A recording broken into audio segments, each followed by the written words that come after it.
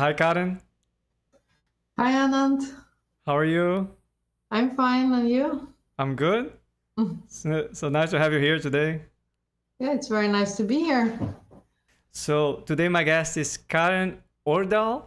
She's a full professor at TU Delft in the Netherlands, specializing in integer and combinatorial optimization with a focus on algebraic methods for solving integer optimization problems. Her research also includes algorithm analysis and practical applications in health and logistics. Karen has been actively involved in professional societies, serving as chair of the Mathematical Optimization Society and as a member of its publication and executive committees. She has also been a board member of the Informs Computing Society for 3 terms. Her editorial contributions include roles as area editor for design and analysis of algorithms at the Informs Journal on Computing and as associate editor for journals as Mathematical Programming Series B, Networks, OR Letters, and the Euro Journal on Computational Optimization.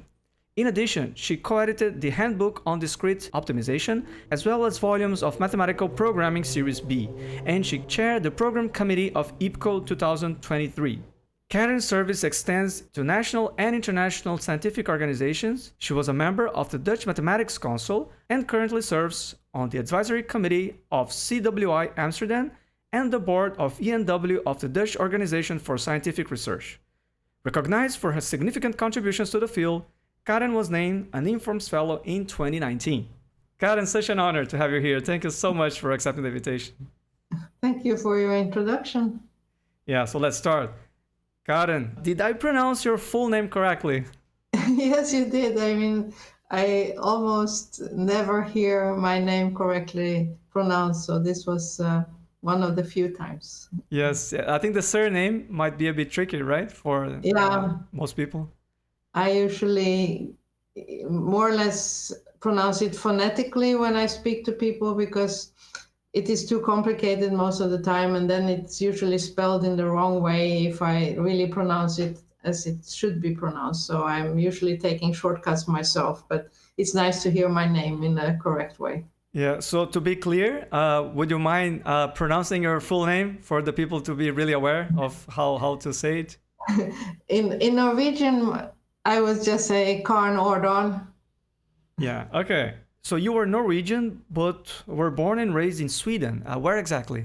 It was in Linköping, which is sort of mid-sized town, about 2 hours southwest of Stockholm, for the people who know Swedish geography a little bit. So it's like central south of Central Sweden. South, exactly. It's in terms of the breadth of the country, it's really bang in the middle, but it's south on the north-south scale. So. Right. So let's learn a bit about your family background, starting with your parents. My parents were Norwegian, and they moved to Sweden just before I was born because my dad was an aircraft engineer, specialized in engines, and he was working for a Norwegian company. But of course, making airplanes is non-trivial and it's a costly business. So it's not in Scandinavia. It's not really room for too many manufacturers of aircraft. So the company for which he worked, I think they went bankrupt, and he was really keen on working on airplane engines in particular.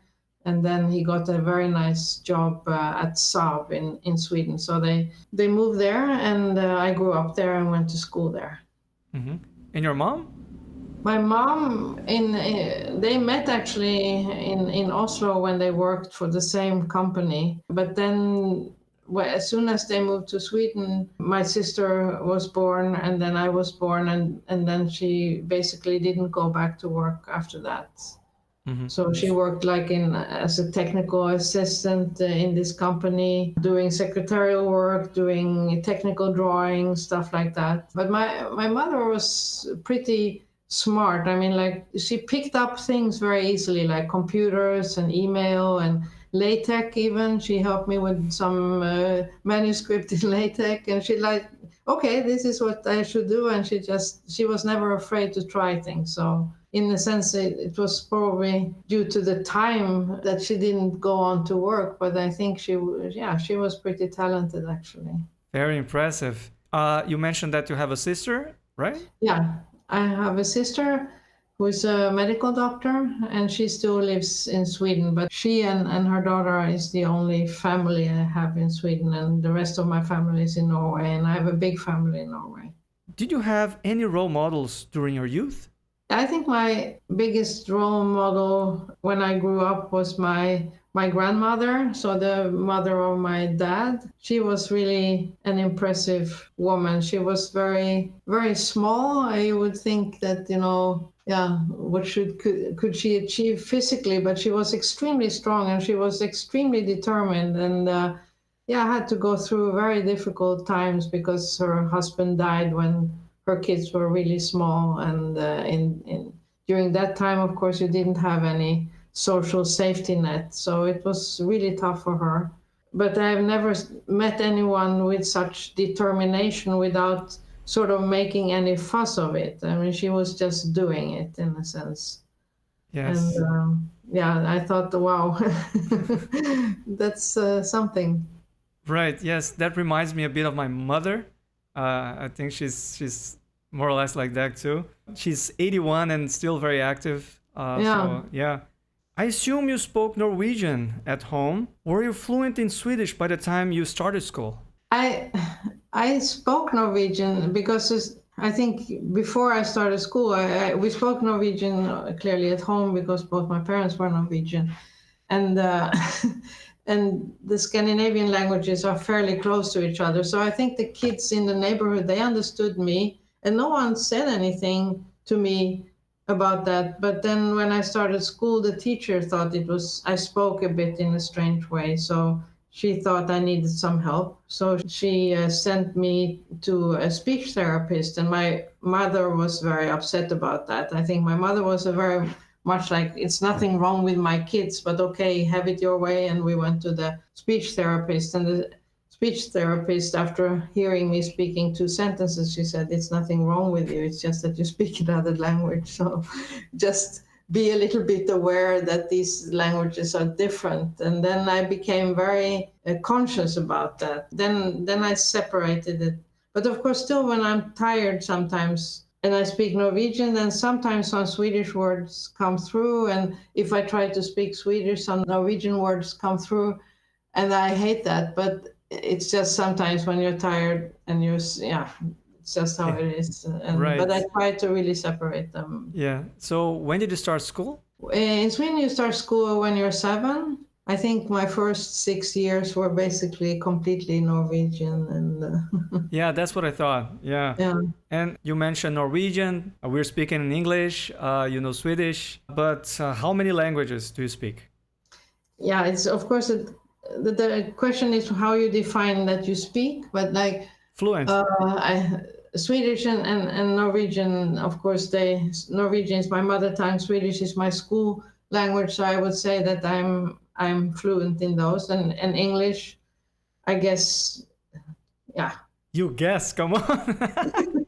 And Dutch, I've lived here for many years, so I speak Dutch at home and at work to my Dutch colleagues, and otherwise I speak English most of the time. I did my PhD in Belgium, in the French part of Belgium, or French-speaking part of Belgium, and so then there I taught myself French, and I did my master's project in Germany, and I had like 6 years at School of German. So I at some point my German was actually better than my English, but now it's not. I mean, I understand German, and if I would spend a couple of months in Germany, I would be fluent, I think, again. And then I started teaching myself some Italian, so I speak some Italian, and I understand. I can read Italian, so I think that's amazing. So I expect you to learn Portuguese at some point. You know French, so that's probably helpful if you're trying to learn a bit of Portuguese. It's a Latin language, right? And you know some Italian, so maybe going to Spanish and Portuguese, it's not that complicated for you. What did you enjoy reading during your early years, and how did your preferences evolve over time? Yeah, when you're young, you read the children's books. And Sweden has actually some very good children book authors. I don't know, Astrid Lindgren is probably one that is fairly well known. So I read those, and then I started reading more like classical books. I like reading biographies of people, politicians, sports people, and now now I'm in the phase where actually, because of my dad, he worked in the Norwegian resistance, so I read sometimes these kind of real life spy stories. Right now I'm reading this book about Snowden, so did the Oh, WikiLeaks. yeah. And then I try to use the time that I read and relax to sort of maintain some language skills. So I feel I should really read Norwegian books, and sometimes I read French books, and I try to I read some Italian, but then it's more children's books or comic strips, just to because that's more my level probably. But it's Yeah, but still, it's remarkable. It seems you have a special connection with boats and water. Could you tell me more about it? Yeah, I mean, Norway has a super long coastline, so I think it has, it's infinitely long, of course, a coastline by definition almost, but it is really long. I think if you like take the south of Norway and you pin it and then you unfold the north part, sort of folding it to the south, you end up in Rome. And then you have sort of most of that is sort of coastline. So when I grew up, my father had a house on an island, so we needed to have a boat to get there, and we need to have a boat to do shopping and stuff like that. So I was used to water, and then the more I was on the water, and the more I enjoyed it, and I think in that sense maybe it's good that I don't have brothers, because my father, he took me on all kind of stuff on the water, and I had to learn sort of myself fairly quickly, also for safety reasons. If you're on an island, it's nice if at least two people can actually drive a boat in case one breaks an arm or something like that. And my cousins that I spend a lot of time with, they are also crazy about boats. So I think I got it in that way, and then I really feel happy when I'm at sea. Wow. How many boats do you have? I have 3 boats actually, then some dinghies and kayaks and windsurf boards and stuff like that. So, but 3 boats that I use for different purposes. That one pure for amusement, it's a sailboat, and then 2 motorboats to go back and forth for shopping and stuff like that. Not bad. So when you grew up, you were more into mechanical things than playing with dolls and stuff like that? I was very mechanical. I like to take things apart and then find a way to put it together. And I found that extremely fascinating. So, yeah. Yeah, I totally get it. Were you into water and winter sports back in the day? Yeah, and still that's basically my favorite sports. So I like skiing. I like, all kind of. So I like kayaking. I like windsurfing, even though I don't windsurf that much anymore. And I like sailing now when I have a very nice sailboat. So, yeah. I asked you this because you come from Norway, so that was like a go-to question when it comes to sports, right? Yeah, I think they say that the Norwegians are born with skis on their feet. What about music? I know you play the clarinet, and we are going to talk about that later. But I would like to know what you used to listen to while growing up. Yeah, I listen to very different types of music. I mean, because I lived in Sweden, I was part of the ABBA period.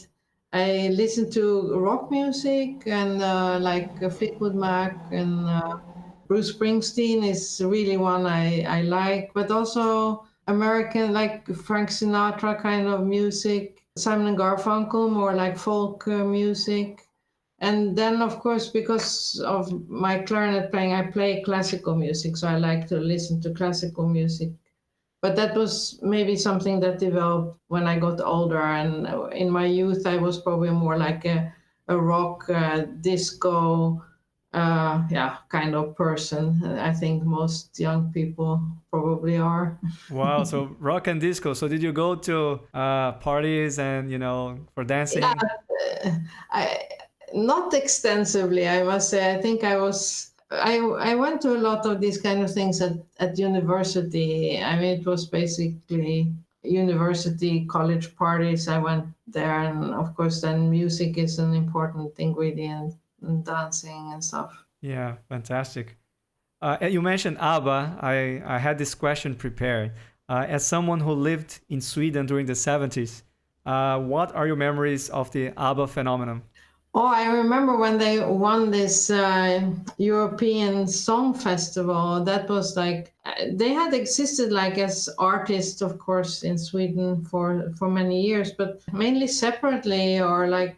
But then they formed this group ABBA, and yeah, they released some music that was fine. But then this win came with Waterloo, and that was like after that it was just wild. I mean, like they came out with so many hits in a fairly short time. Very good music, and I know that the two men in the group, they went on to write musicals also with. In particular, they wrote the music scores to together with Andrew Lloyd Webber. Yeah, he's very famous. Yeah. Yes, yes. Right. Yeah. I can only imagine how should have been the experience of witnessing that explosion of hits and how ABBA evolved and having this Swedish group suddenly now playing all over the world.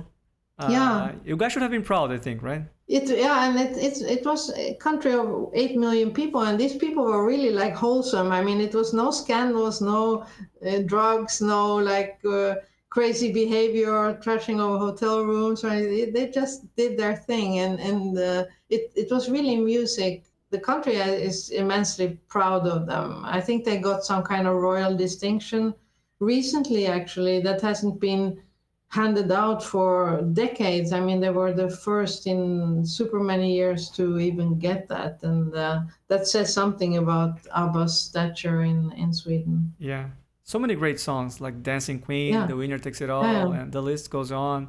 Yeah, and as a guilty pleasure, I'm a big fan of Roxette, Yeah, which is also from Sweden. yeah. I attended one of their concerts in Rio in 2011, if I'm not mistaken. Unfortunately, the singer died, right? Yes, yeah. Yes. Unfortunately, she went on for quite some time. She couldn't even stand at the end. She was sitting singing, and Yes. that was very very sad. But that was also a very strong group. Yes, yes. The guy from the group, he is an excellent composer. I mean, he produced so many hits. Very talented guy. So Yeah. yeah. Is it true that you were a bus driver for the orchestra that you were part of? Yes, that is actually true. Yeah, so there was a student orchestra, and and at the university I went to, they had orchestra festivals regularly, and then I volunteered as the bus driver for all the orchestras actually.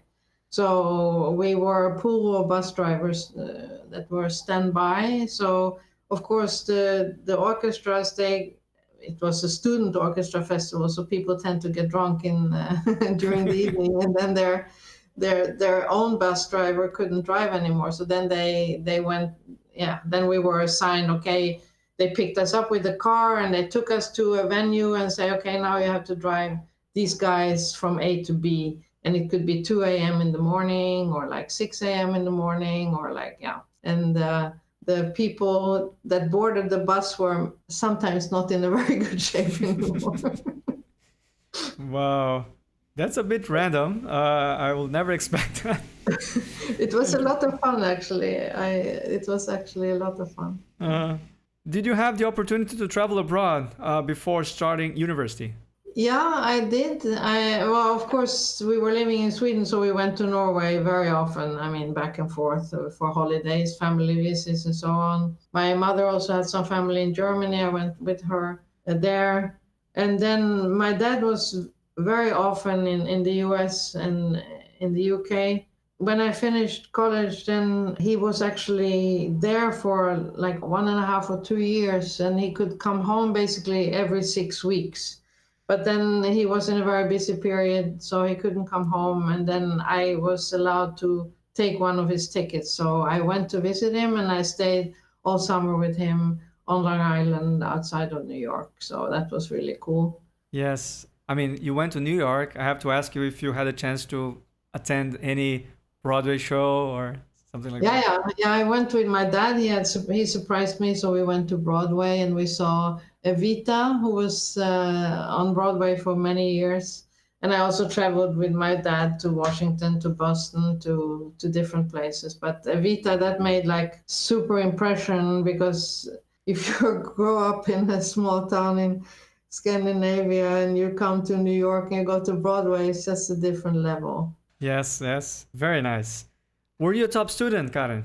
I don't know. I was good at school, but I was shy. I think I was just not like wanting to put myself out there in any way. I think also when I started high school, which I mean, in the Swedish system, you go like for 9 years primary school, and then you go 3 years to high school. So it's a different system. So I was sort of super behaved and a bit shy, and there up to 15, I was sort of really doing my best every subject. But then when I went to high school, I think I rebelled a little bit more, and I thought, okay, I don't like all the subjects. So I was sort of focusing on what I liked, and I did good there. And the rest, I thought, okay, I'm happy also not to be so super conscious about doing good all the time. So that was a little bit my rebellious years, I think. Yeah, you turn attention to what you really enjoy studying. Yeah. Uh-huh. And it was sort of the science topics and the languages I really enjoyed, and not so much like history and so on, which I really learned to enjoy later on. And now I enjoy history and I enjoy more those kind of topics. But when I grew up, I think that's often happens at school, that they're not so good at teaching you the context. You get a lot of years that you need to remember by heart. And I hated this remembering by heart stuff. And that's what I liked with the science topics. And once you have understood it, you've understood it. And then you move on to something else. And you don't have to remember things by heart, or very few things at least. And with history and all this kind, who was the prime minister then, or the king, and did he die of poisoning, or was he shot, or whatever? And it was like, but now as an adult, I think I appreciate history and these kind of topics much more, because you realize that the whole world is not, things happen for a reason, and that it's a lot of historical explanation why things are the way they are. But that's not what they were good at explaining in my school. Yeah, I understand. Providing context for one to have the encouragement to memorize all those facts is not that straightforward, I would say. But I felt it was very isolated, and it's like, okay, now we discuss this period and this country, and it was not many connections with actually why it was useful. Yeah, it's very much like trivia-oriented type of lecturing. Exactly. Yeah. So choosing to study engineering at university must have been a straightforward decision, right? Yeah, I think so. That were the topics I was good at, and of course I had my father working. He was an engineer, and I thought many of the things he did was pretty cool. So I thought, okay, let's try that.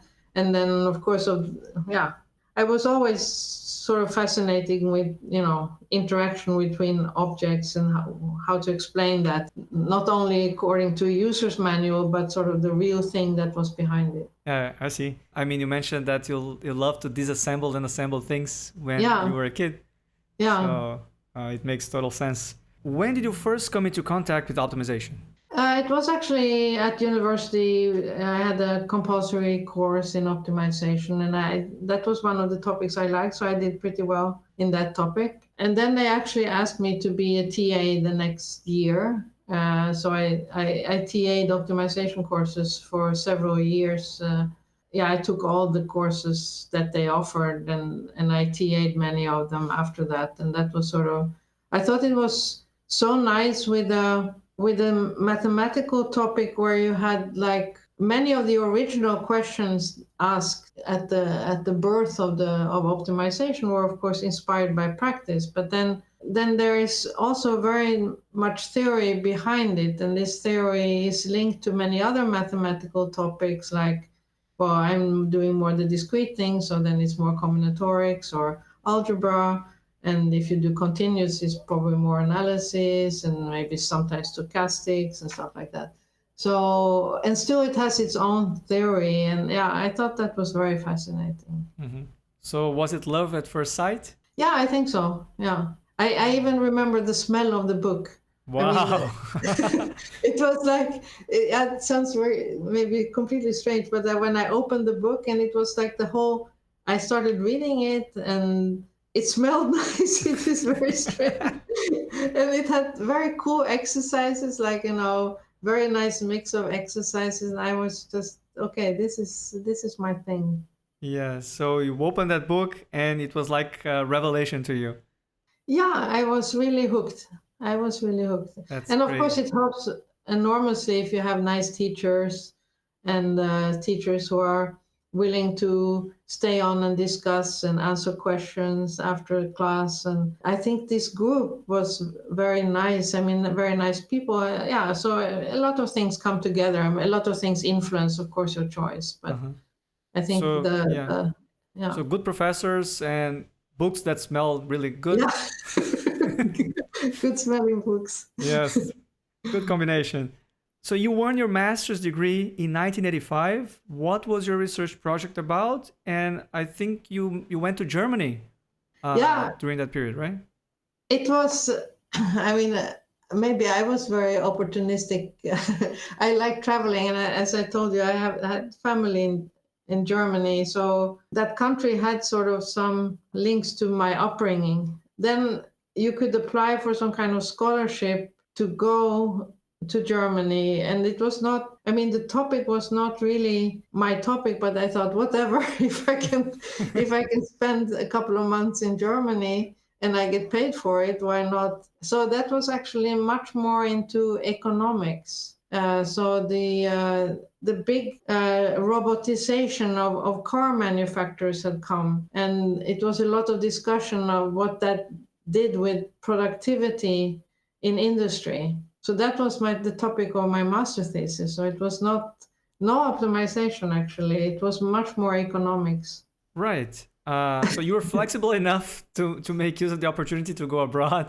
It took me through Germany, and it was fantastic. Yeah, it was a very nice period. So I saw all these big car manufacturers from inside. I invited myself to factory tours and talking to people. And then I had to beef up my German, so I had to write letters in German and interview people in German. And I drove in a little mini, small Renault. It was the smallest car ever, but that was the only thing I could afford. And cruising on the highways of Germany. Yeah, so that was a memorable time. Yeah. So driving the autobahns and having a blast. And of course, my car had to work hard to drive 110 kilometers an hour, and then you had all these super big German cars who swept past me in 160. So yeah. Very nice. So you drove a bus in Sweden, then at some point you drove a very small car in the autobahns and got lost in the highways of Germany. I mean, it should have been a great period for you. You went to West Germany, I suppose. Yeah, I went to the big factories like Volkswagen, Audi, BMW, Porsche. Yeah, so yeah, it was Fantastic. nice. But which cities they were located? Or Stuttgart, Wolfsburg, Munich, Ingolstadt. Yeah. And I think at that point, Volkswagen had the most modern production site. They had opened a new production facility that I can even remember the name. It was called Hall Number 54, Halle 54. And I remember I was standing there. It was just mind-boggling how that worked. They had like a cradle where, your car had been ordered, and they had like a cradle for that car. And then you saw like in the ceiling, and I mean, this was many, many stories high, the door of your car was coming there, and then, the main part was coming there, and then everything came together with zillions of robots just putting everything together. And you stand there and see how this whole car comes together, just parts flying in several stories high, production facility. It was like, how do they do that? Yes. And but I mean that was fascinating. But my research question was more like the impact of productivity and what to do to keep sort of the workforce motivated, because of course a lot of things were now taken out of their hands in a sense. Yeah, I get it. What did you do after graduating? Then so after my master's, I was staying on for I think a few years, because I was then married and I was waiting for my husband to finish his PhD. So I continued in this math department where I'd been doing this optimization TAing, and I joined them on some research project. And so I worked sort of a little bit without a specific purpose then, but still enjoying it a lot, because I took courses, I did TAing, I did some research, and it was just a pleasant period. So if I would have stayed there, I would have probably converged to a PhD at some point. Yeah. But then, of course, I left. I think it's important to mention that you were married to a different person at the time. Yes, I was there married to a different person than I am now. So that was one of my failures in life. But I think that happens to more than me, that relations sometimes break. And yeah. Yeah, I would not put that as a failure. I mean, it's just part of life. Yeah, it's part of life. Yeah. And you attended a summer school in the Netherlands around 1987 or 1988 that ended up being very important in your career, correct? Yeah, that was sort of a pivotal point, I would say, because the summer school was super nice. I met many people who I know and work with, and so even today, one of them being actually my current husband. I met there, but in a completely different role, because he was one of the teachers at the summer school. And in particular, he was the one assigned to sort of mentor me. And we were supposed to write the paper, and that paper was going to be submitted to a journal, and he was sort of handling that paper and so on. So, and then he asked me, so what are you going to do? And I said, well, to be honest, I don't really know what I'm supposed to do. I'm at the sort of point in time where I have to make some decisions, and not specifying too much what these decisions were about. And then he suggested, well, if you don't have anything else to do, you should go to Louvain-la-Neuve to see if you could work with Professor Wolsey, because he's doing integer programming, and that's probably something that could interest you a lot. And I went home thinking about it, and I thought, that sounds really nice if I could do that. You knew his name at that time yeah, already? Of course. I mean, Laurence Wolsey was a big name. Mm-hmm. And how did you come into contact with him? Old-fashioned way. I sat down, wrote a letter to him. Wow. And asking what the chances were that I could become his student. And he was writing a very nice letter back and saying that, I would like to have you as a student, but I don't have any financing at the moment. So, and then, it's one of these moments in life where things come together. So I got like a sort of award kind of grant that allowed me to do basically whatever I wanted to do. It was enough money to take me for 2 years to Belgium. And so I packed my bags and I went to Belgium, and I was a very happy person. Fantastic. You moved to Belgium in 1989. Did you learn French fast? I guess so, yeah. Because then I had to set up my life a little bit from scratch again. And then I thought, let's do this clarinet thing. And I went to Brussels to take music lessons, and this guy, he only spoke French, so I had to learn to communicate with him.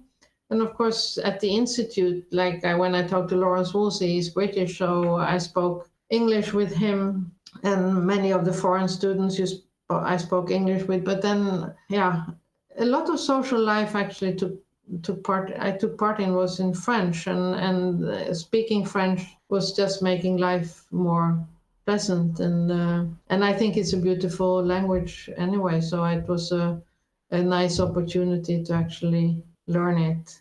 Mm-hmm. Tom Magnanti from MIT was there during your PhD. Do you have any anecdotes to share about him?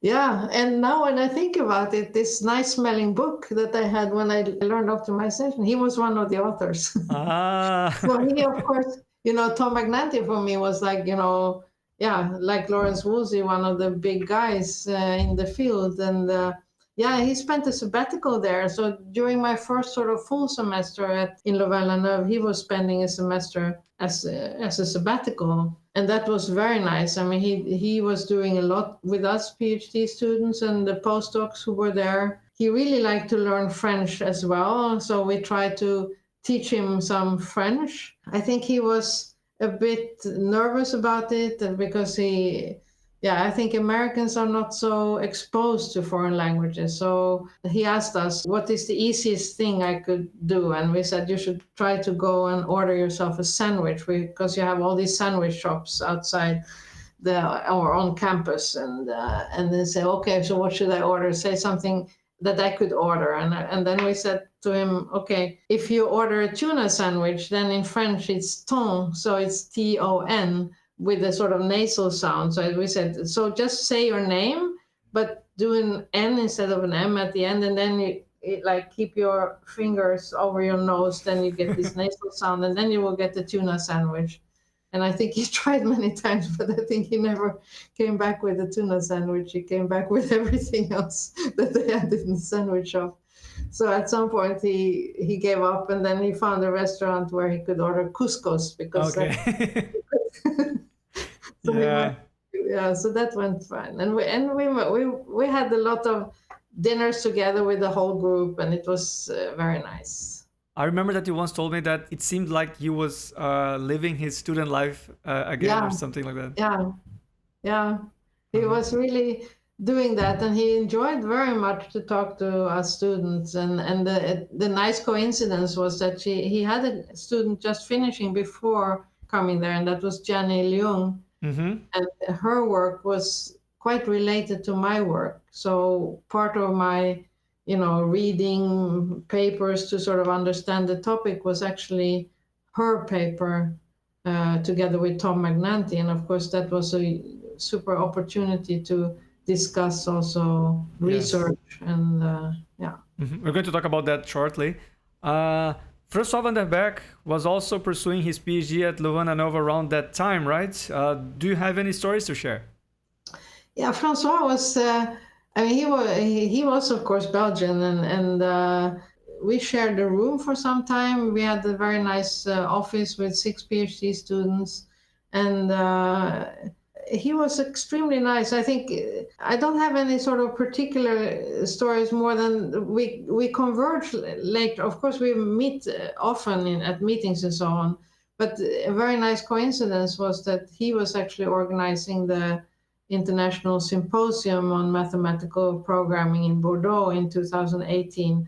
And that was actually the year that, when I was chair of the Math Optimization Society, that was in the period that he organized the ISMP in Bordeaux. So that was a very funny coincidence that 2 of Laurence Wolsey's PhD students were actually chair of MOS and organizing ISMP simultaneously. That's incredible.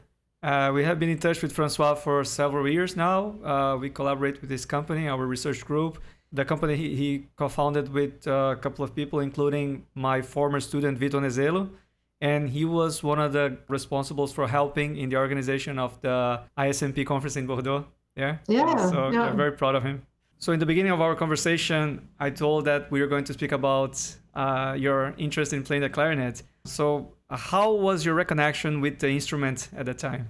When I lived in Belgium, I started playing more seriously. So I actually bought a new instrument there. And then I met up with people at the institute. It was a female PhD student. She played violin or viola.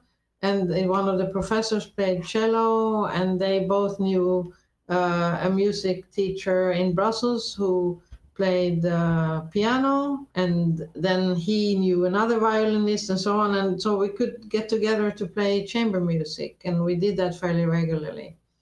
and that was a lot of fun. I mean, my neighbors in Belgium, they didn't like it too much, I think, because they thought I played too much. So sometimes I went to the institute late in the evening or in the weekends when no one was there, so I could practice there instead of bothering my neighbors too much. But I played extensively in those years. Yeah, I wanted to learn the repertoire, so of course I bought a lot of CD. This was, of course, before Spotify and all these things.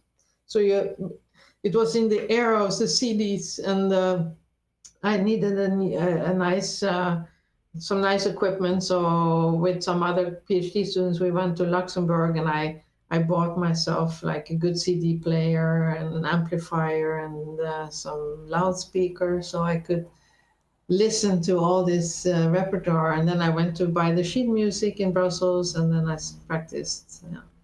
I understand. So it was cheaper to buy in Luxembourg, right? Yeah, they had a different tax system, and it was, so it was very low taxes, and it was cheaper overall. I mean, in those times, that was before the euro was introduced, so each country had their currency, and I think the exchange rate and so was good, and the taxes were good.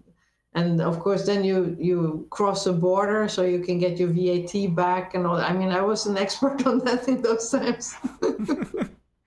Yes. You mentioned sheet music. I'm seeing something behind you, so would you mind playing a little bit? Yeah, we have the shared Beatles interest, right? Yes. So if you could play a Beatles song, that would be wonderful. There's So one let's special try. song that it's suitable for the clarinet. So Yeah. if you don't mind, if you could play a little bit for our listeners. So how often do you do that when you do your podcast? This is the very first time I asked someone to play a song. So So let's see if you recognize it. sure.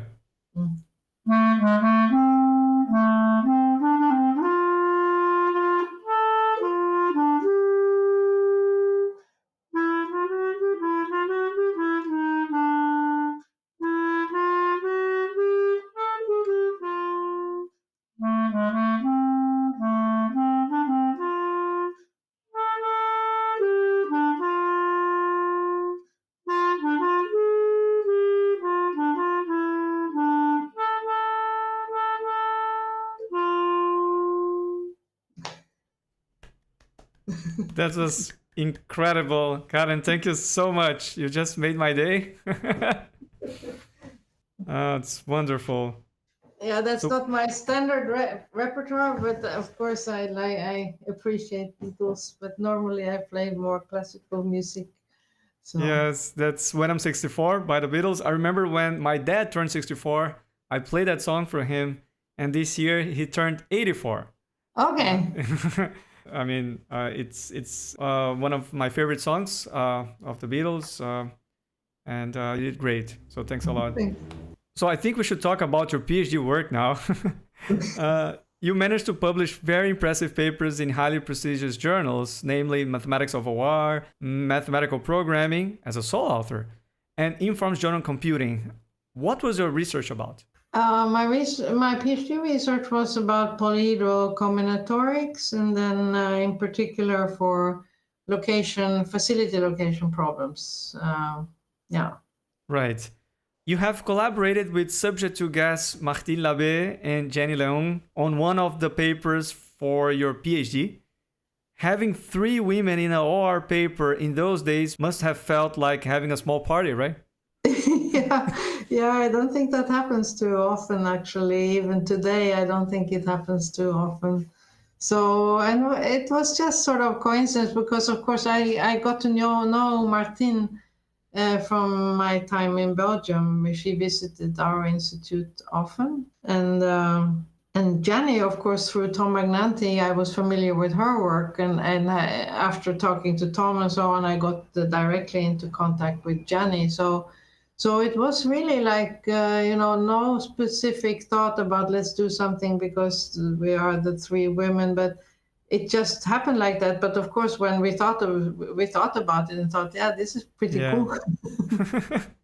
I mean, Jenny became our first president. You became the president of the Mathematical Optimization Society. Martine Labbé became president of Euro, right? Yeah, At yeah. some point. So, wow. So, if you were to pick the main contributions from your PhD thesis, what would they be? Yeah, it was, I think it was a mix of, like, at that time we were looking at the fast defining inequalities.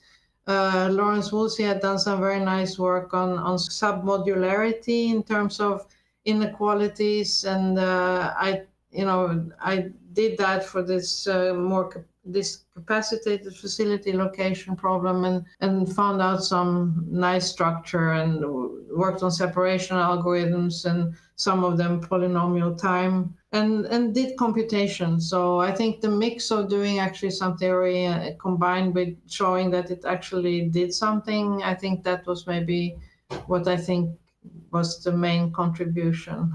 Mm-hmm. What solver did you use at the time? We used Express, which was the solver that Laurence Wolsey worked with, and so he sat down and showed me how to get into that system and add your own separation routines and so on. And I was not a very good programmer at that time, but I taught myself Fortran because that was how we did at that time. Yeah. And so the fact that he had this experience with Express, and had added on, like, these entrance points where you could actually add your own thing, I think that was extremely important. And I think that was also why I think the whole work that he did, and other people like Gröschow and Padberg and so on, they did serious computations, but with very nice theoretical results as well. And I think that was very inspiring to me. Mm-hmm. Did you use any software to help finding facets?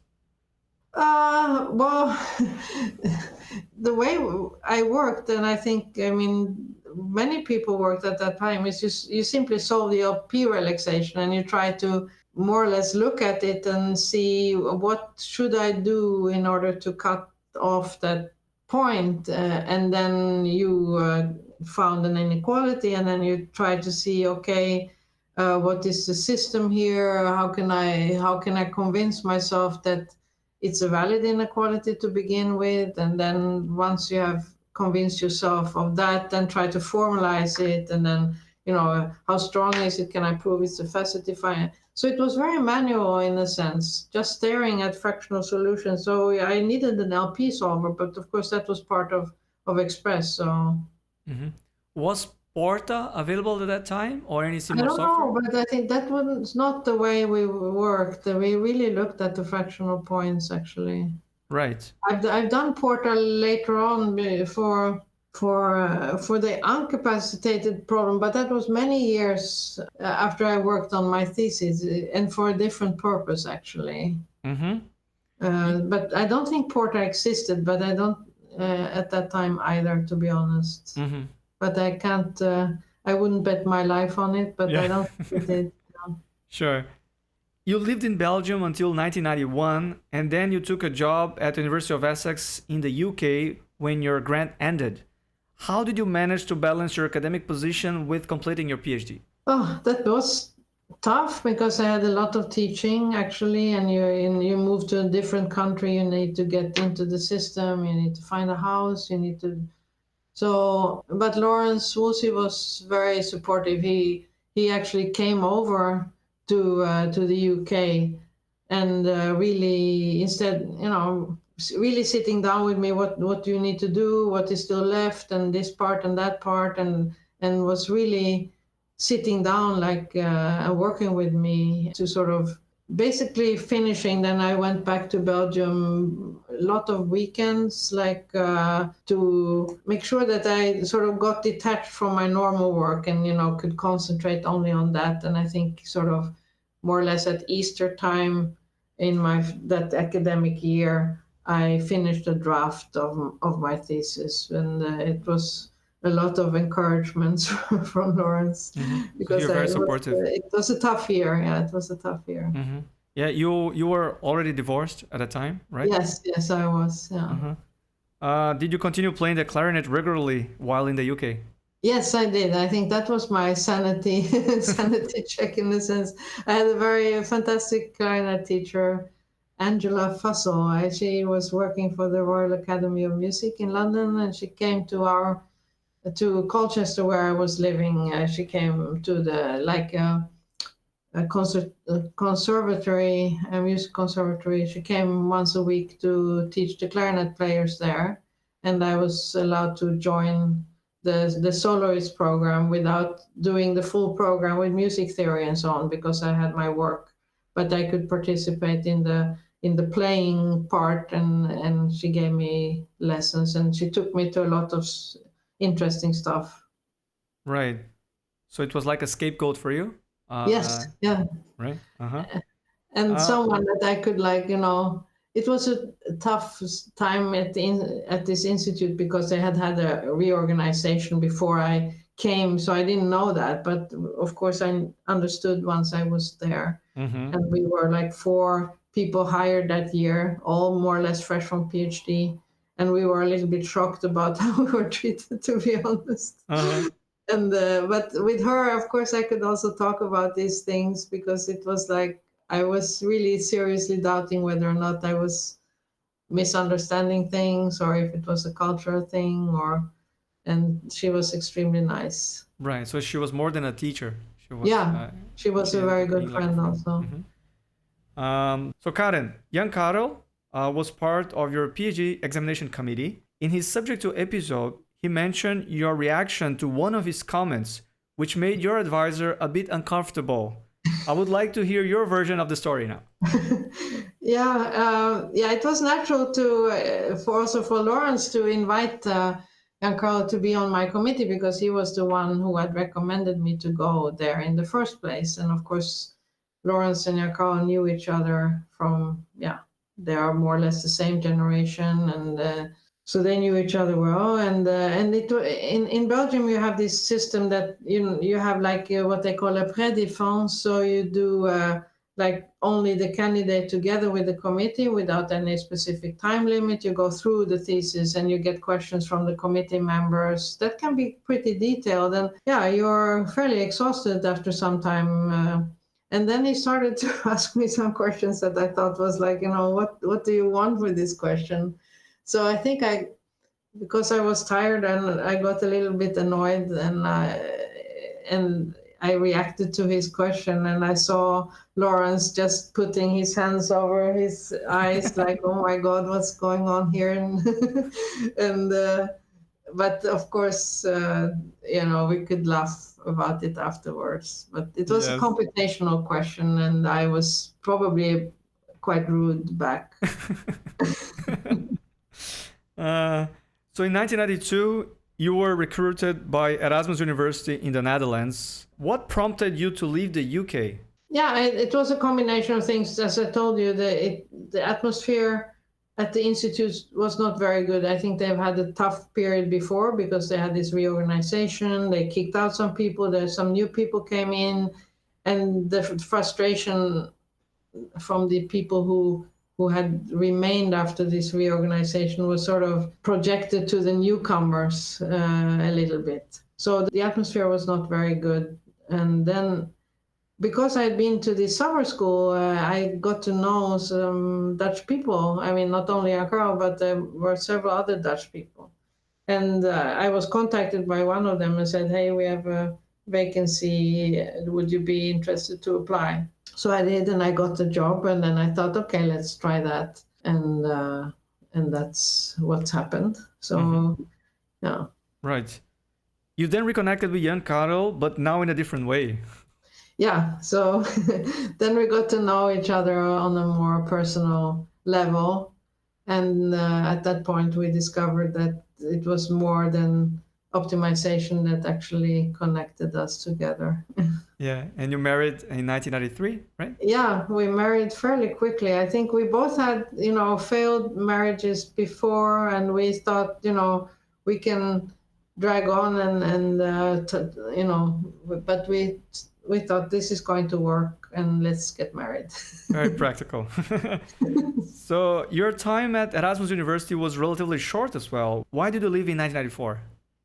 Yeah, I mean, I had a very good time there and super nice colleagues. It was not like a choice against that, but it was more like, of course, we moved together, Jan Karel and I, and he lived in Eindhoven, and it was not, Rotterdam was still not the nicest commute you could have. And it wasn't a business school, so I realized that the way I would like to work with optimization was more mathematical.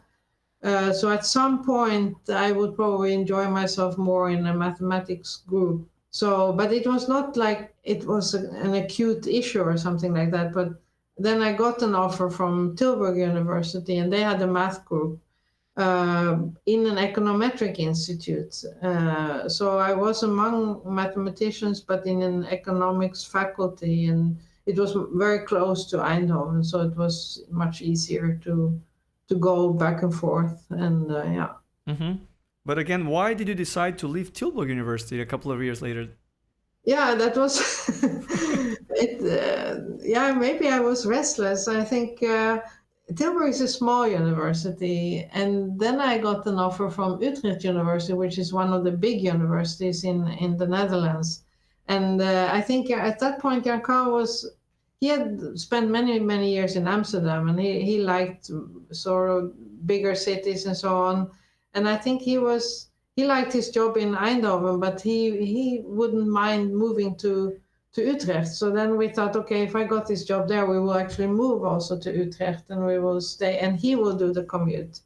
And then I got that possibility, and so I think those moves were not like choices against something, but choices in favor of something. Right. And in this case, it was also from living situation. I know it's a nice town, but to be honest, not super exciting. Bless everyone living in Eindhoven, but Utrecht is an old city, culturally more interesting. He had a daughter living in Amsterdam. We were closer to that. And I mean, yeah. So there were many positive reasons for that move. Mm-hmm.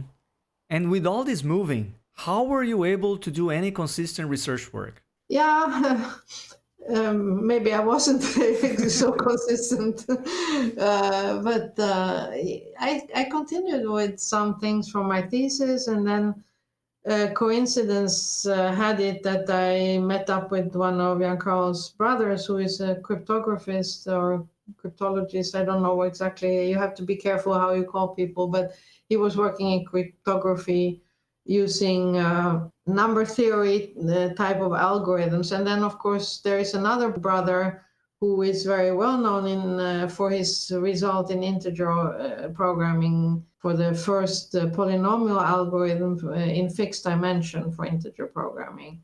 And I looked at that paper and I thought, I mean, in the paper it said it's even sort of almost warning against trying to implement it, but I thought it should be maybe possible to use some ideas from there.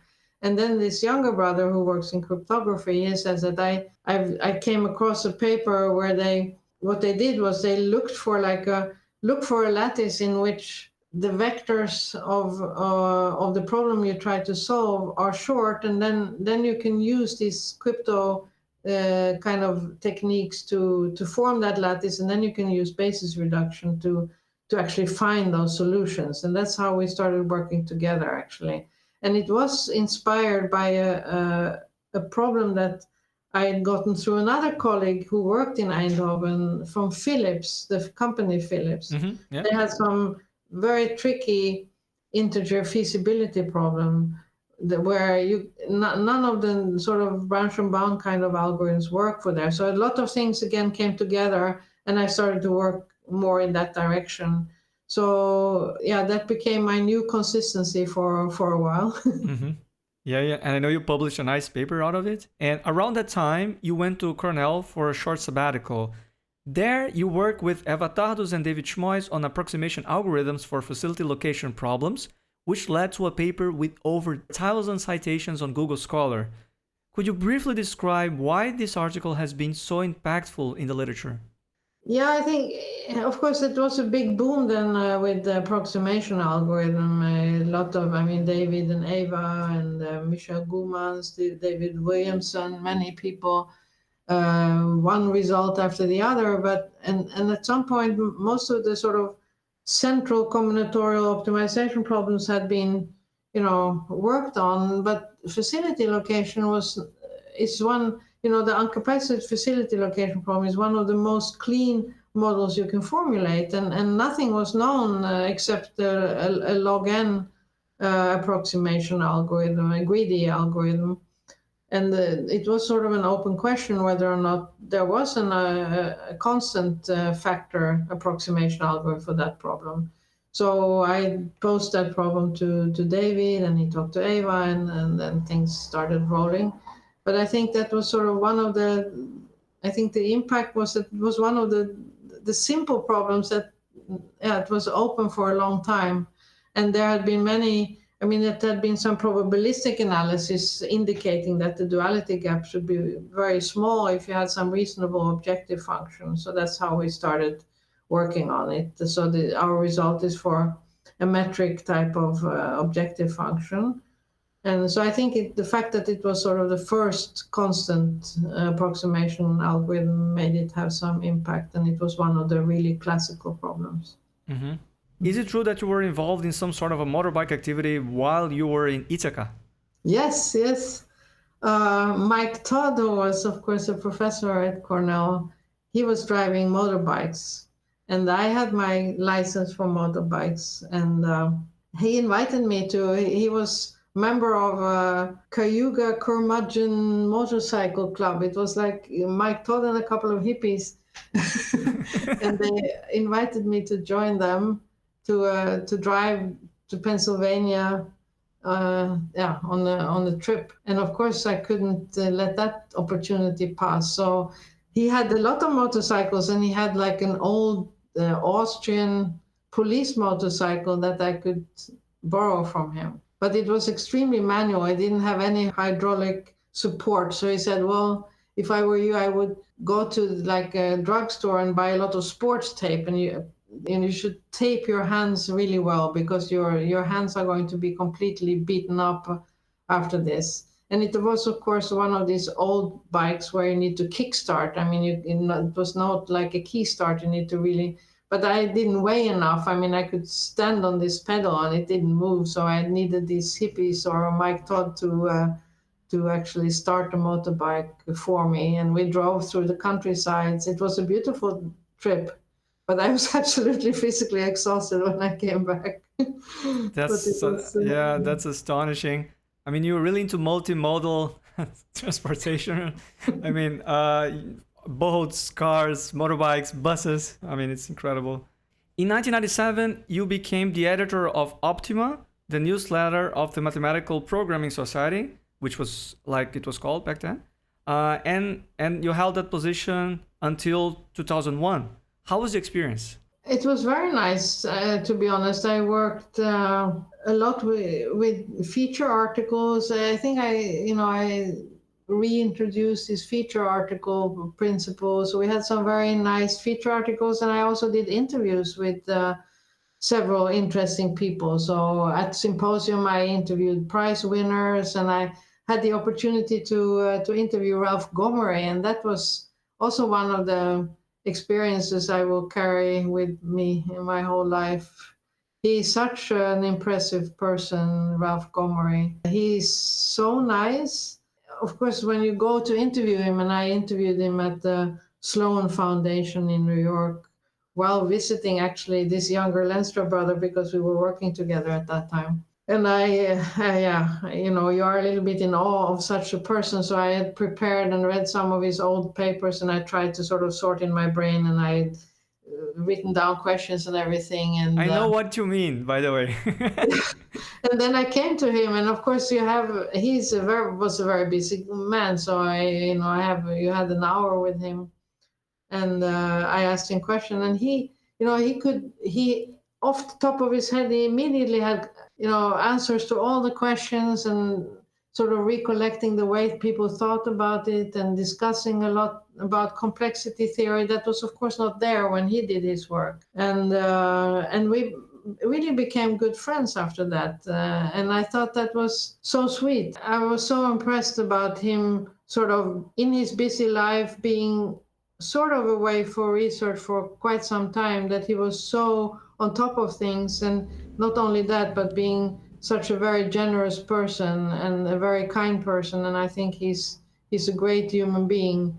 And that stayed with me. After that, he got back a little bit into research, and he was even nice enough to give me some credit for it, even though I don't think I deserve that. But the fact that he said that was very sweet. And he got an honorary doctorate actually in Eindhoven a couple of years later, and I was able to be there and being part of the dinner celebration. And yeah, so he has a very warm place in my heart, Ralph Gomory.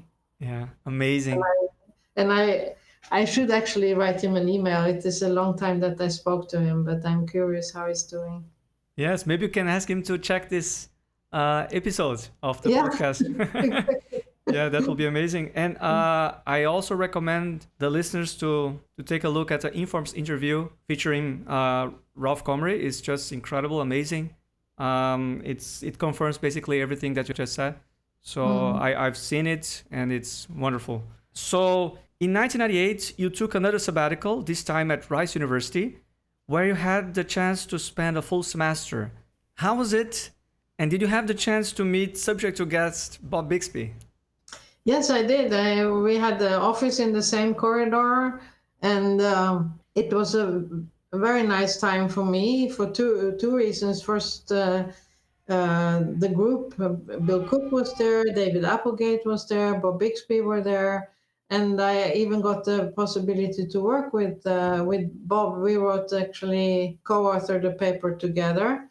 Also on the more computational side of this, more number theoretic approach to IP. Yeah, so that was a very nice period. And also I was pregnant with my first child during that semester.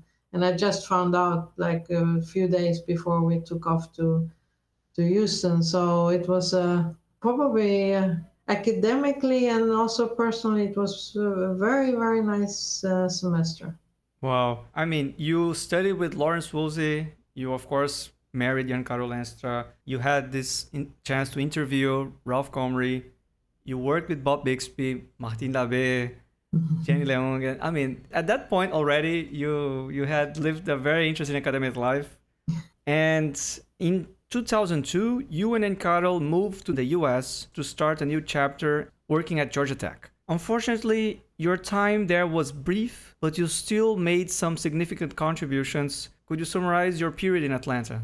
Yeah, my period in Atlanta was very interesting. It had many ups because again, then I was expecting my second child that I also found out just before we went to the US. So, and he's actually born in Atlanta. And again, Bill Cook was in Atlanta, and so we reconnected, of course, with him. George Namhauser. They were also there. It was academically a very nice place to be. Unfortunately, just before moving, I found out that my father was really ill. So I went back twice, once in the fall and at Christmas. And when we said goodbye after Christmas, we were just saying that, okay, we meet again, and then you will have also another grandchild joining you. And he couldn't speak at that point because he was paralyzed in his neck. And I said goodbye in the hospital, and he had like pneumonia then, but I still felt that, he's in hospital, he will be fine. And I was convinced that in the summer we will meet again. And then when I was in the airplane on the way back, he actually passed away. And then I couldn't attend the funeral because of the risk of the pregnancy and me being very upset and so on. So that was a hard time. And I think all that stress caused some stress on the pregnancy. So my son was born early. Yeah, so that was a fairly tricky time on a personal level with the great support of the Georgia Tech people. Mm-hmm. And So, what about the academic side of it? yeah, I had two sort of fairly big projects and editing a book with George Lamhauser and Robert Weissmantel, this Discrete Optimization Handbook, and also editing a volume of Math Programming B together with Rika Thomas, and there actually Ralph Gomory together with Alice Johnson had submitted papers to that special issue.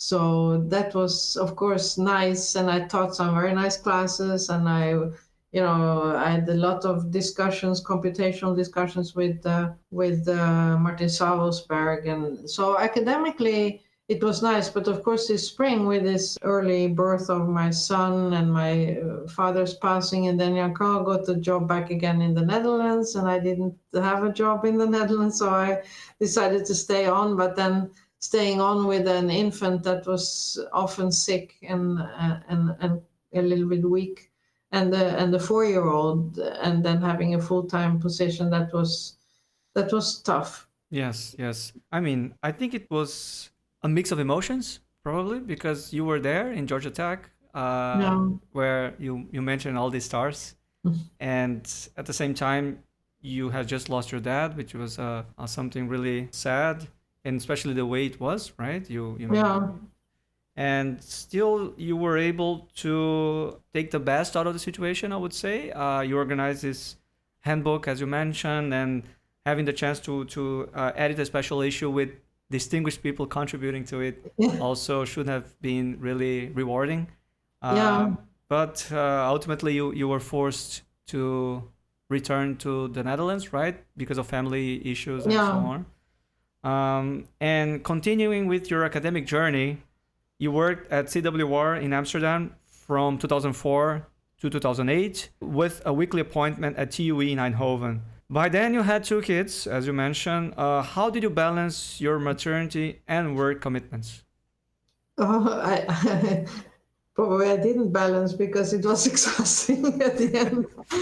Yeah, it was hard. I think it is. You feel a little bit like you're doing wrong to everyone. Like you're not working enough. You're not taking care of your kids enough. You're definitely not taking care of yourself. And it was really difficult to say that, I felt that things were going smoothly. Of course, you adore your kids, and that is ultimately it's the most important. I mean, there is nothing that comes above the kids. So whenever I made choices, of course, I try to always favor the kids. But then you have sometimes colleagues who find that your priorities are not completely good. So I remember it made me sad, but I got comments like that that my priorities were not right. Yeah, that upset me because I thought, so what do you think I should do? Should I just, I can't just leave my a 2-year-old and a 6-year-old at school and hope for the best. I mean, of course, I'm going to go and pick them up. I mean, kids get sick, you need to go, and that's just the way it is. But I think it was still in a time where probably, at least in the Netherlands, there were not so many. I mean, the Netherlands doesn't have a lot of maternity leave, so I think it's not and still maybe today one should see more women working, but I also understand that people give up because the maternity leave is short, and it's still a little bit of stigma for women to work full time and try to make compromises. Maybe you're not there 8 hours during the normal work time at your office, but you work evenings, you work weekends, you basically work every awake hour. And still, yeah, it was. I don't think I solved the problem, but I think my priorities towards the kids, I don't have any regrets of that. But I think it was sad to receive comments about it. Mm-hmm. Yes, yes, I feel sorry that you struggle a bit. And I had a fantastic PhD student, Jarek Birka, who did beautiful work, and working with him was really a pleasure. And so that was, and there were of course people at CWI who were very supportive of me. But there were also some colleagues that were not so. Yeah, that gave me comments. Right, right. Yeah, I understand. Eventually you got through, and probably you inherit that strength from your grandmother, as you mentioned in the beginning. Hopefully, and I'm sure you're a very strong person to have been able to overcome all of that and still be one of the worldwide leading researchers in our field. You were finally recruited by TU Delft in 2008 and have remained there ever since. So let's discuss some of our research from the last 15 years, starting with your contributions related to approximation algorithms. Yeah, that was, of course, together with starting with the work with Eva and David, but then continuing with the work with Jarek Birka. So we were able to push sort of the approximation bound fairly close to the lower bound, and the lower bound and the upper bound still haven't closed, but we got pretty close. There is one better after that, but I think it was with a fairly small margin, but anyway. And I still am in touch with Jarek, so that's very nice. And yeah, so that was still the facility location problem that I worked on. Right. And since you're talking about approximation algorithms, what's your take on the criticism regarding their practical relevance? Yeah, that's a good one. I think many optimizers they admire the sort of the algorithmic creativity that is put into these algorithms. I mean, it's a lot of ingenious things and gadgets and analysis that can be involving a lot of advanced mathematics. So from a mathematical point of view, I think it's a lot of beautiful work. I think sometimes it's cast maybe indeed as a computational thing, whereas you almost never see any computations carried out. So I remember, especially in the beginning, I don't know if it's still that much, but like most of these papers started with, okay, this problem is NP hard, so we need to approximate. And then you think, well, do we actually? I mean, if you think about the work of Bill Cook, I mean, he's solving TSP problems to epsilon optimality for billions of cities. And he solved, like, I think in 86,000 city TSP to prove an optimality. So the fact that the problem is NP hard doesn't mean that you couldn't solve practical instances. So motivated from that point of view, one would expect that people would show that computationally that actually resolved something, and you don't see that. So I think that criticism is maybe actually valid.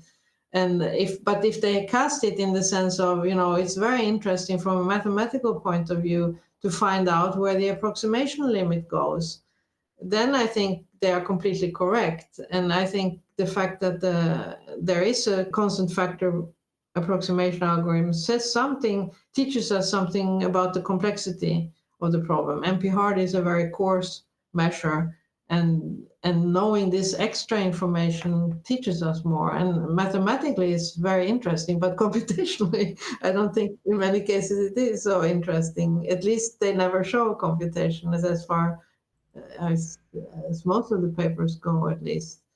And the polynomiality is often motivated by, for instance, solving LPs by the ellipsoid algorithm, which is surely not what we would do in practice. So I think recasting it in a different way would probably be better, but nevertheless, I usually admire their skills. I mean, and the mathematical value is clearly evident. Right. Could you highlight your main contributions to algebraic methods in integer programming? Yeah, I think it was maybe the way we cast it, the way we formulated it, in a sense that you could be inspired by the techniques that were behind sort of Lenstra's IP algorithm, but make it computationally actually possible. and cast it in the sense of more or less finding short vectors in a lattice, which is sort of the dual to what is done in the Lenstra paper, where you try to find widely spaced hyperplanes. In fact, actually doing something that computationally also can be done in practice. So we use number theory libraries and so on, and I think it was maybe nice for people to see that you could actually do that. And we solved some problems that we got from Philips, and later on we worked on other problems that were really tough with any other method, like these market split problems. That's what partly I work with Bob Bixby also on, with Arjen Lenstra and PhD students. So yeah, it's fascinating. You're bringing ideas from closely related fields and putting all together in that's nice. You have been part of a fascinating practical work on locating emergency vehicles in Norway. Could you elaborate on it? Yeah, I was involved in a similar project in the Netherlands. So the question is basically, okay, you have some emergency vehicles, either cars or helicopters or whatever, and the question is, where should you station those in order to, be able to cover the country or the region sufficiently such that you can reach a patient within a given time. And I'd worked already for some time in the Netherlands on that. And then I saw a newspaper article, or it's like the public broadcaster in Norway. I followed that because I have my Norwegian family. And then they had this article that, substantial parts of Norway was actually not covered by helicopters. They have to use quite a lot of helicopters because the roads are sometimes not accessible due to snow or bad weather. So a lot of emergency traffic is actually done by helicopter. And they showed this map and saying that, okay, see here, these parts of Norway is not covered and so on. So I got in touch with these people who had worked on it and said, hey, I'm working on that in the Netherlands, and maybe we should get together. And then we got together, and we started cooperating. Also, publishing in more medically oriented journal, which gave us exposure to those people.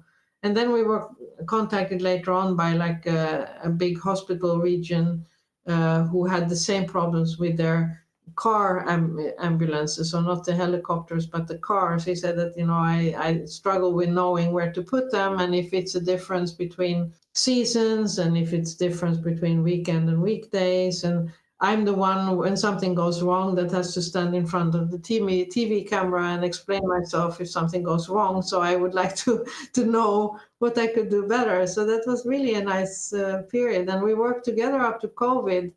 And then politically things changed also in the country, and we lost a little bit touch with each other. But it was very useful for me to work from that perspective. Yeah, should have been really rewarding, especially because it was connected with Norway. Right? Yeah, that was very nice to be able to do that. It seems that you are one of the many sailors in academia who have been hit by the machine learning wave. Could you describe your research in that regard, which includes a collaboration with subject to guest Andrea Lodi? Yeah, I've worked with Andrea also on other things, and I really enjoy working with him. And he's been very nice also being a host for one of my PhD students who spent time with him. So what we have been looking at is in particular how to use machine learning within the branch and bound framework, because there are so many parameters that you can set, say in Cplex or Gurobi, and we use KIP because that's the code where we can get into the real code and change things to test. So trying to see if machine learning could help in choosing branching strategies, basically. Right. So Karen, up to now, when it comes to the interplay between machine learning and OR, have we made substantial progress? Have we achieved breakthrough results? Is that buzz really something that came to stay, or it's just a hype? What's your take on this matter? That's a very difficult question. I'm not really a machine learner. I mean, I've learned a lot about machine learning from working with Andrea and Lara Scavuzzo, who is my PhD student. I think we have learned quite a lot. I think machine learning, maybe up till now, has not been so good in understanding mathematical structures. It has been great in sort of recognizing images like handwriting, a lot of picture recognition, text. Of course, the text we know, ChatGPT and so on. It's been extremely good in that. But understanding sort of mathematical structures is maybe at this point still difficult. If you see these challenges that are posed, sort of this last mile problem of Amazon and so on, Bill Cook wins that with his modified versions of Concord. I mean, and I don't think he's using any learning. He's just using the hardcore mathematics in there. But in branch and bound, we have made some progress in sort of learning how to branch. It's still too early to say that we are really better than what's in the systems at the moment. Simply also because when you do something like that, you need to get the data out of Skip and then put it back in again and so on. So if Gurobi does something with branching, it has so good memory traffic in its sense, a lot of things going on in the system where the components profit from each other.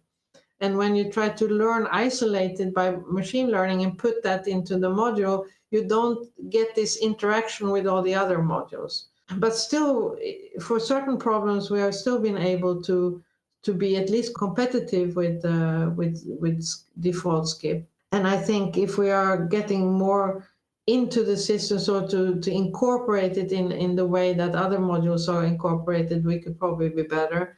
And I think for problem types that are solved over and over again, so you look at a specific problem type, I think we can do better than the default systems. If you throw in the miplib, we are not going to do better because these instances are so very different. And to learn one thing that you think can work, that's the MP hardness that hits you. Yeah. Exactly. But right. I think, the thing is that it's very difficult to say that we don't make enough progress. If you think about one of my favorite people, Gomory, his Gomory cuts was written down, it was written in a very pessimistic way about Gomory cuts for years. And many said, well, it's nice, textbook, we understand blah, blah, blah, but it's just no way that they are computationally useful. And suddenly some people came up with how to actually implement it. And then now it's in all the systems. Yes. So I think sometimes you need a couple of years. And how many years was that? From the 60s to the 90s. So it was probably 30 plus years before we understood how to actually use them. Right. Yes. So only we should time will tell. definitely go on, but I think we shouldn't only be doing that. We should continue, look around, see what kind of other things happen, yeah. Right. Yes. Only time will tell. I'm really curious to know what's going to happen in the coming years regarding this connection between OR and machine learning and so on. Karen, could you talk about your extensive service to the Mathematical Optimization Society, of which you were chair between 2016 and 2019? Yeah, I think it started with OPTIMA, work for OPTIMA. And then I got involved with MOS in various ways. I worked as a publication committee chair for a while, executive committee chair for a while, and then eventually chair. And it was a very rewarding experience to work with MOS. I think what is different from us and Informs and so on is we have no office, so everyone is doing this in their spare time. We don't have like a professional staff who is taking care of mailings and so on. We have some cooperation with SIAM, of course, that helps us to send out things. But a lot of things are sort of slipping through the cracks sometimes. And I think that is a handicap that MOS has, that we are sort of a group of enthusiastic people who like MOS, and a lot of nice activities such as ICC, OPT, IPCO, the symposium. nice journals. I think that's our core business, and a very nice set of people working on it. So at least it's been for me very rewarding. Starting with my Optima career. Right. It's a great community. Yes. Very nice. You have an extensive editorial background. Would you like to share any stories or reflections about your editorial roles in journals? Yeah, it's also something you learn a lot from. I think that something I'm a little bit worried about is that it's even when I sort of now I don't do a lot of editorial work anymore simply because I don't have the time. And but even when I was doing it sort of in the most extensive period, it was started to get very difficult to get referees. People are so busy, and to get good referees is really hard. And I think now I'm working for the Dutch Research Council. It's the same thing that I have to ask like 4 people for each yes. So it's a bottleneck, and but without good referees, it's hard to sort of guarantee quality of the outcome. And sometimes, if you look at the little bit lesser journals, you get a little bit scared, like, oh, this how could this come through? Because I mean, the way things are formulated are not accurate, and so on. So that's a bit of a concern, and I don't think it's going to be easier, to be honest. And one thing I learned is that it is so valuable to spend time on writing a good manuscript. Because I think if it's something that irritates the referees the most, if they sort of get the feeling that, you know, they have to spend as much time on the paper as the authors did, because it's unclear and spelling mistakes and notation errors and these kind of things. So I think that's one of the things I try to teach all the students I have, that, you know, don't put that on the referees. You are the one who should provide them with flawless. It's impossible to be flawless, but you should at least you should really put in the extra mile on the writing. I understand what you're saying. Yes, yes. I have recently reviewed a paper with close to 100 equations and 60 pages or something. Yeah. And then I got the response from the authors, 37 pages, the response letter, plus 60 something from the article appendices, and the document has 92 pages. Yeah. And you have to take a look and write a report within a few weeks. Yeah. So it's super challenging, right? Yeah. So it is. Very hard problem, you know, to address this bottleneck that you mentioned. So I understand. So we should value our referees more. I think some journals are actually handing out prizes for good refereeing. Like, you know, you if you are consistently good as a referee, you get some kind of special mention or a certificate or something. I think that's a great idea. Reward the referees. Yes. Karen, let's shift topics a bit. Have you ever experienced any form of gender discrimination throughout your career? You mentioned something already, but I would like to hear your thoughts on some of the issues related to this topic. Yeah, I mean, I guess, unfortunately, I have. I mean, the question is always discrimination. Has it been discrimination with the purpose to discriminate, or is it like the effect that you feel discriminated because people say something to you? And I think probably it's more the latter. And if you would confront the person saying that, you know, that was not nice to say, then many people react, oh, it was just a joke, or don't take it so seriously, and don't be oversensitive about it, and these kind of things.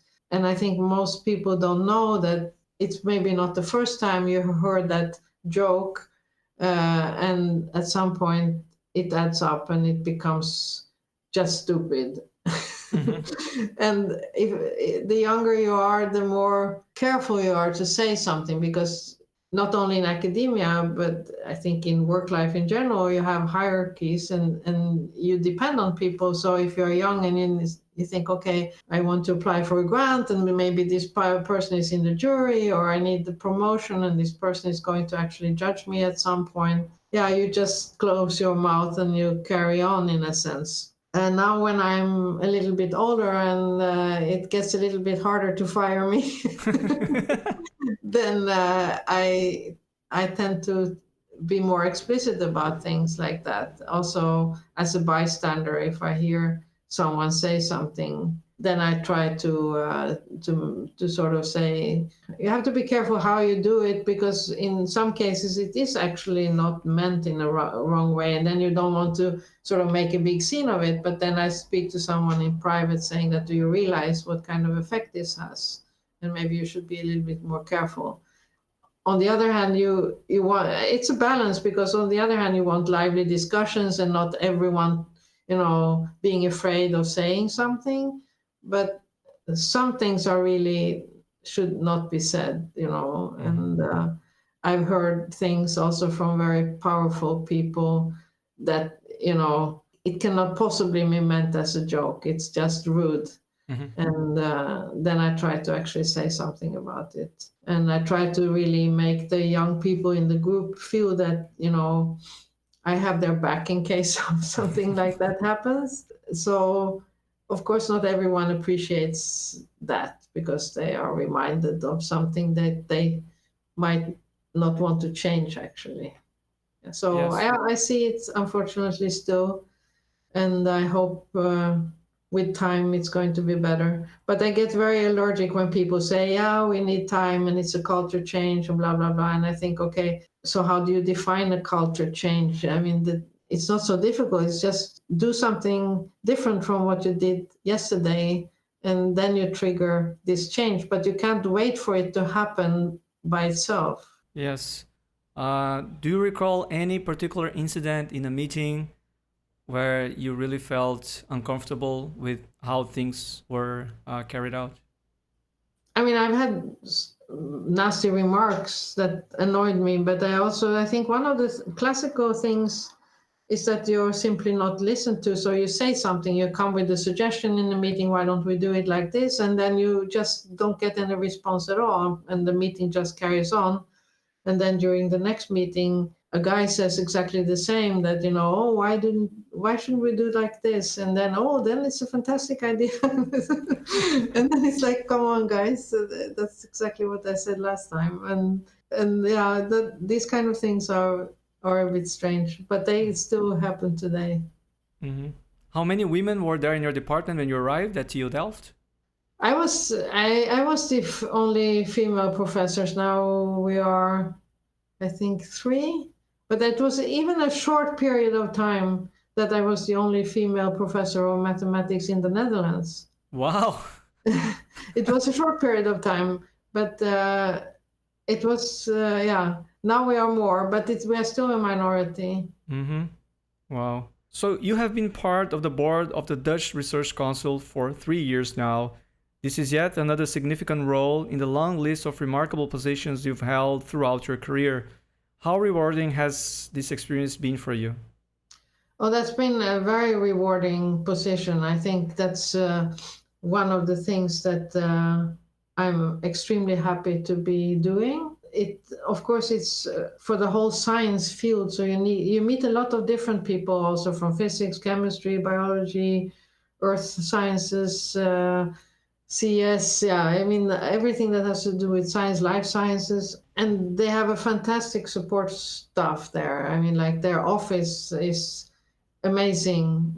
So they make our work quite easy. They help you prepare for the meetings. We do a lot of things on site. So we go to different universities or institutes. So you see a lot of cool installations and in astronomy or whatever.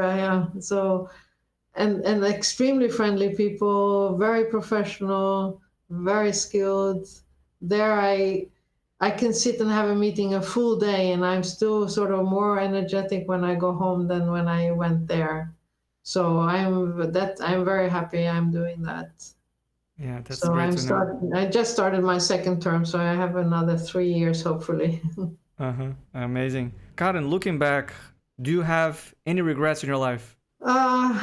I think it's hard to have regrets because you can't do so much about it more than, I mean, what you can do is, of course, you can analyze things and you can say, okay, so good, or that was not so smart to do. And then you try to learn something from it.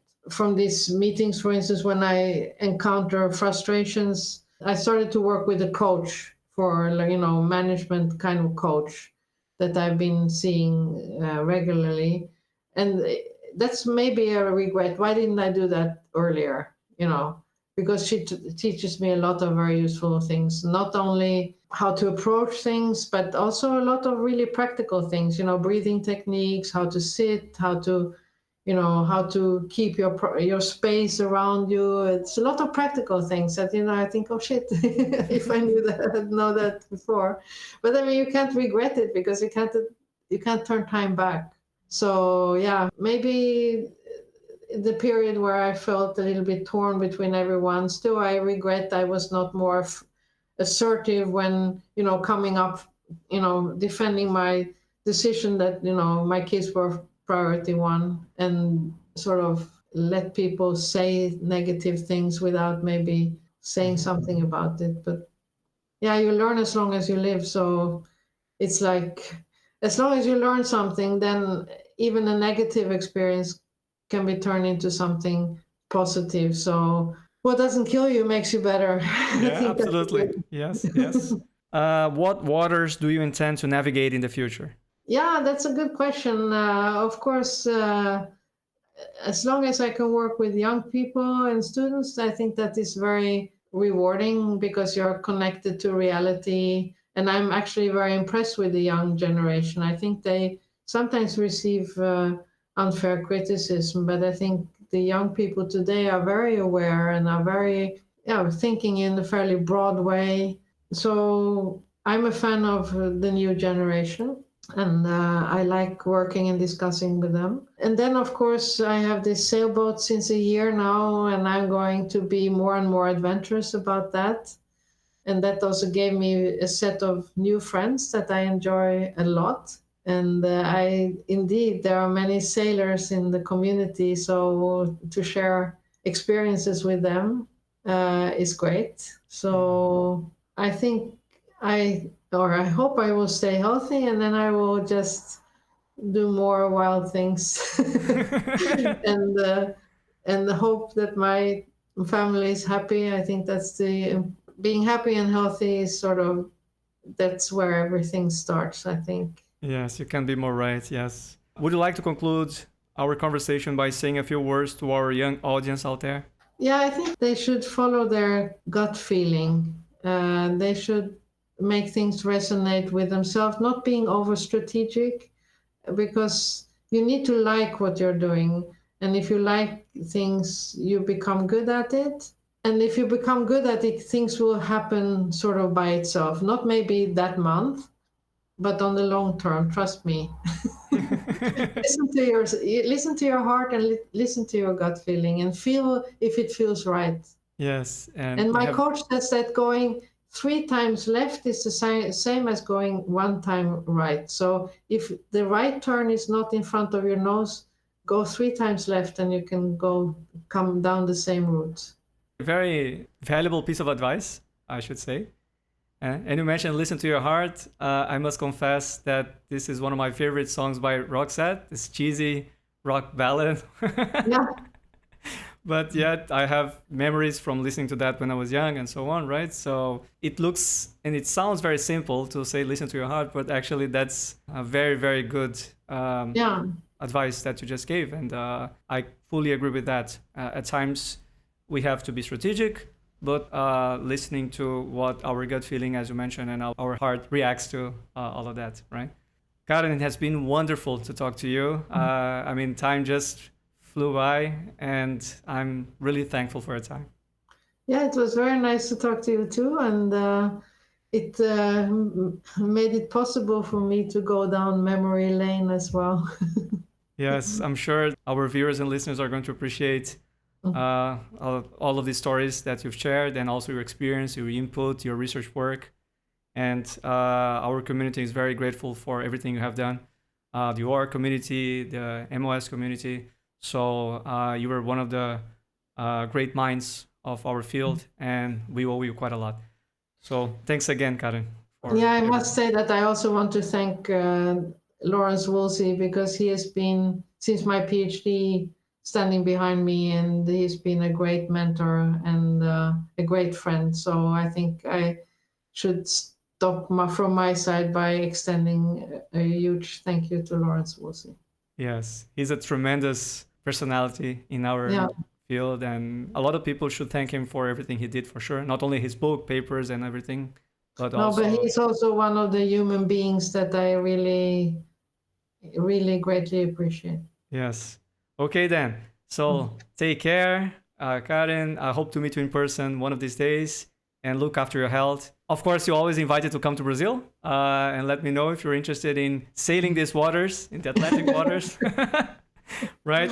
I live just 200 meters from the beach, so you might have a nice motivation to come and see us and visit us. Okay? But anyway, Karen, it has been great. Take care. Ciao. Yeah. Bye. Bye.